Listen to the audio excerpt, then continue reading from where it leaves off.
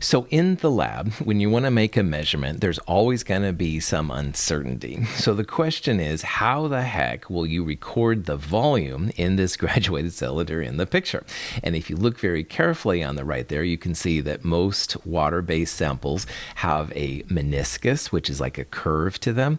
And usually what you want to do is you want to record from the bottom of the meniscus. But what do you call this? All right. I think if you look at those lines on the side, you can go 15, 16, 17. The water is between the 17 and the 18 milliliter mark. But what do you call it? Do you call it 17 milliliters? Do you call it round it up and say 18? I think it's 17.5, 17.41. I mean, what do you call it? So chemists have a set of values which are collectively put under the significant figures idea to talk about what it is. And usually what you want to do is you want to record the volume to one more place than you have the lines for. So like we said earlier, this particular measurement, we have at least 17 milliliters, and it's not 18, but it's more than 17. So what we would do is we would guesstimate, or estimate is a better word, I guess, estimate one more position beyond the lines. So we have lines to the whole milliliter. So 15, 16, 17, 18. That means we would estimate to the 10th. So I would probably say that this volume was 17.5 milliliters. The 0.5 is the uncertain part. Like maybe you would say 17.4, or your partner would say 17.6, and that's okay. That last part has a plus or minus associated to it. We're doing the best that we can. So significant figures is really important to us, but remember that all measurements, that last digit, unless you're counting, that last measurement is going to be uncertain. So what people do then is they always put one more additional estimated unit. Like there's units that they know, and then there's one that they don't know. And that last one is called the doubtful digit. It's uncertain. Now, hopefully it's like plus or minus 1, but honestly, it depends on the experiment, all right? And so usually plus or minus 1 is a good idea to start with, but it might be more and it might be less.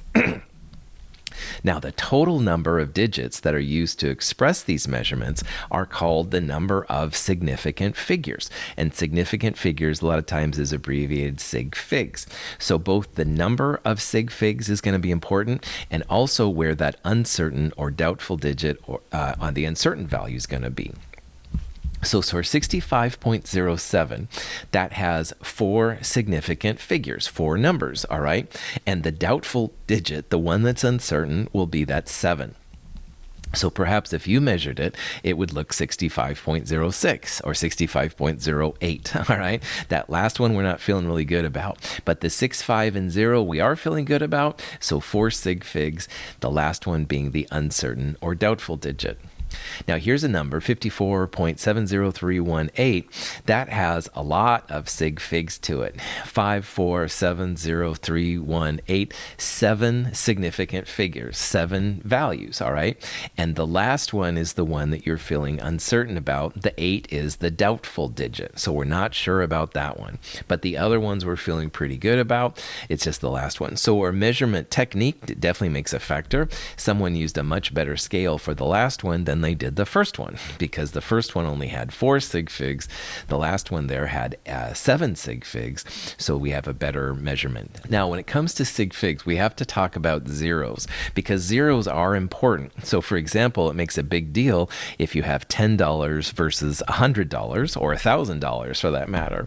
The zeros tell you how many you have, but zeros may or may not be part of a measurement, because you need to show the order, the power of the number, but you may not want to have the actual 0 be a sig fig.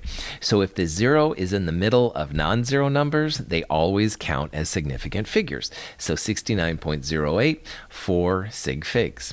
If the numbers in the front of it are zeros, then probably they're what they call a placeholder. So the 0.0089, those first 3 zeros just show you where the actual number starts. The first digit is actually the 8 right there.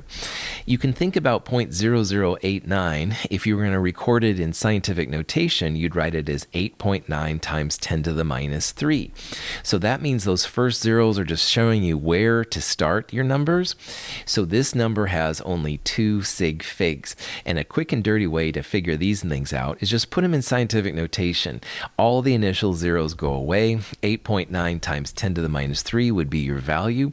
Only the 8 and the 9 are significant. First zeros usually don't count. Zeros after non-zero numbers get kind of tricky. If the 0 is after the decimal, it usually counts. And a way to think about it, 2.50, chemists don't really want to waste a lot of time writing numbers down, so they would write that extra 0 there if it was meaningful, if it was a sig fig. So 2.50 has 3 sig figs. Likewise, 25.00, chemists would rather write 25, but they must have had the precision to the hundredths to 0.00, so that's why it's 25.00. So 25.00 has 4 sig figs. That's what's really important. So 2.50 would be plus or minus the hundredth, like you'd have 2.49 to 2.51.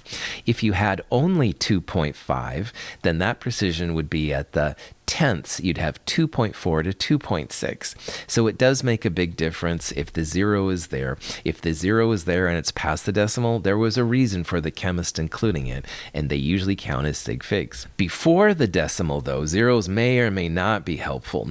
And so, for example, 1500, if you wrote it as scientific notation, that would be 1.5 times 10 to the third. So those zeros and that doesn't count.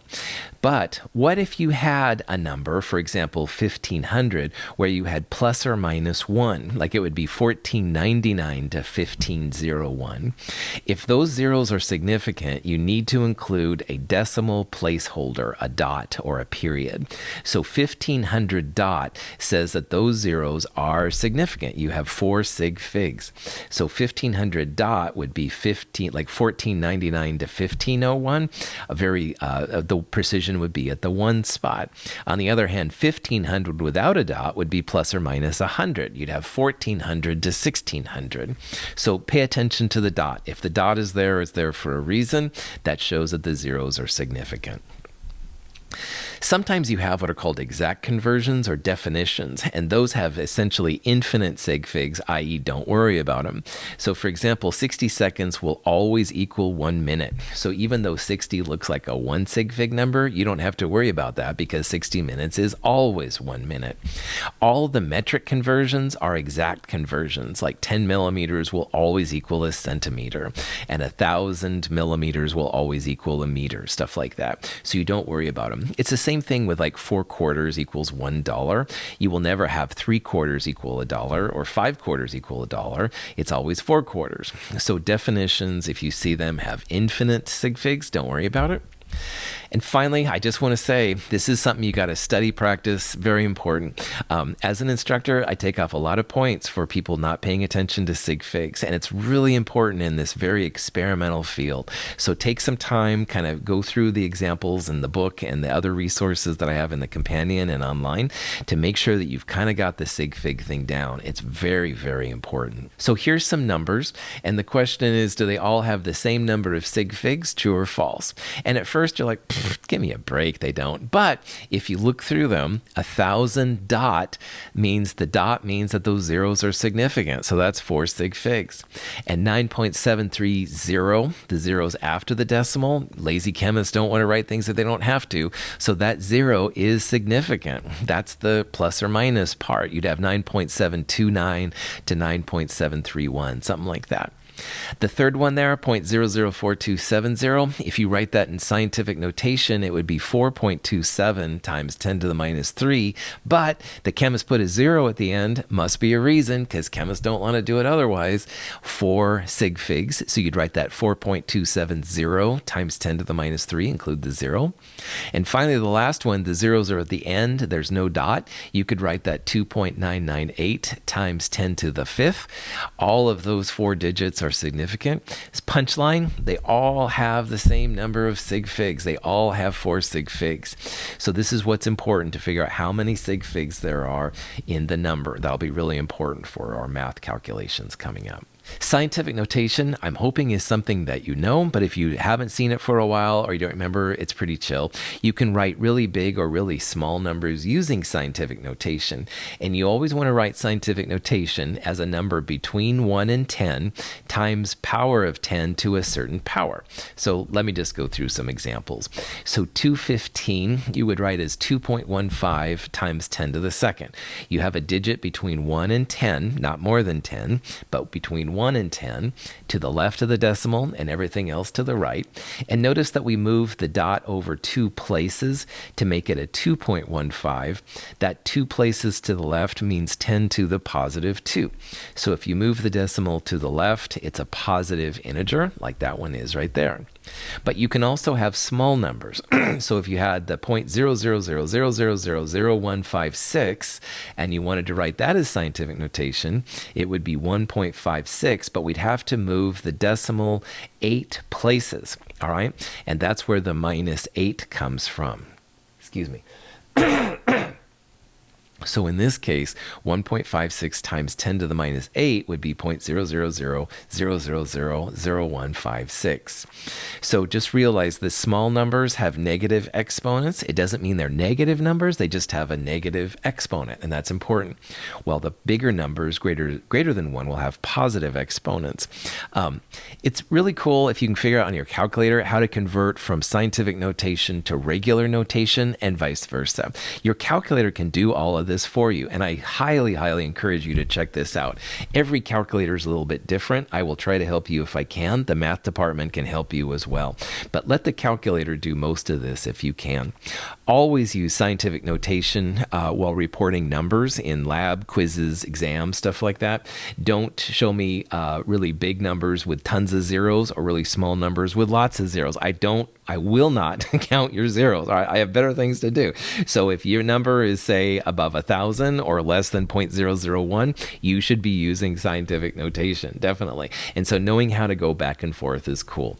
Also, don't use the engineering notation, which would be, for example, on 215, that would be 21.5 times 10 to the first. I don't know who uses that. I don't want you to use it. I want you to use proper scientific notation. So pay attention to it. I'm hoping it's a pretty chill subject, but if you don't know about this as much, I do have some handouts and some things to help you with it too. Calculators are obviously going to be a tool we're going to use and stuff, but sometimes the calculators will give numbers that are either too big or too small. And so large numbers and stuff, especially that you get from calculators, have to be rounded off to a smaller number, and you only want to keep the significant figures. So knowing when to cut a number off is important. So when you figure out how many numbers to keep, you want to look at the first digit to be dropped to know what you need to do to round. So if the first digit you're going to drop is between 0 and 4, you just drop it and all remaining digits and leave the digit alone. On the other hand, if the first digit you want to drop is between 5 and 9, you want to round the number up by adding 1 to the digit to the left of the one you drop. And I'm sure that's as clear as mud. So for example, 2.4271, if you want to cut it off after the 4, you look at the first digit to be dropped, which is a 2. And 2 is between 0 and 4, so you leave it alone. You would just call it 2.4. But the next one, 4.5816, if you want to drop it after the 5, look at the first digit to be dropped, which is the 8.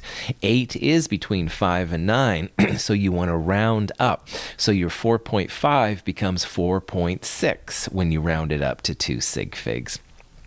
So again, look for the first digit to be dropped. And notice in the 2.4271, the second digit to be dropped would be a 7. And it might be like, oh yeah, I should round up. No. You only look at the first digit. Only look at the first one. So 2 is between 0 and 4. Leave it alone. Don't do anything. But 8 is between 5 and 9, so you'd round up. 4.5 becomes 4.6. Some other books use weird rules about a 5. If it's the first one we drop, you ignore those. We're just going to use 0 to 4 and 5 to 9 and be good to go. let's round this number to 3 significant figures, all right? And there's lots of different numbers in there. So to 3 sig figs, you might go 0.00. There's 3 sig figs. 3 is the first digit drop. Leave it alone, 0.00. Not quite that simple, because the first significant figure is the 3. Like in scientific notation, this would be 3.0350 times 10 to the minus 3. So start counting at the first 3 sig figs. You'd have 3, 0, and 3. Those would be the 3 sig figs. But this has a 5 and a 0 after it. So to figure out if you need to round, you look at the first digit to be dropped. First digit to be dropped is a 5. 5 is between 5 and 9, so we'll round up. So the best answer here, 0.00304. Round it up. If it's a 5, between 5 and 9, round up. If it was between 0 and 4, just leave it alone.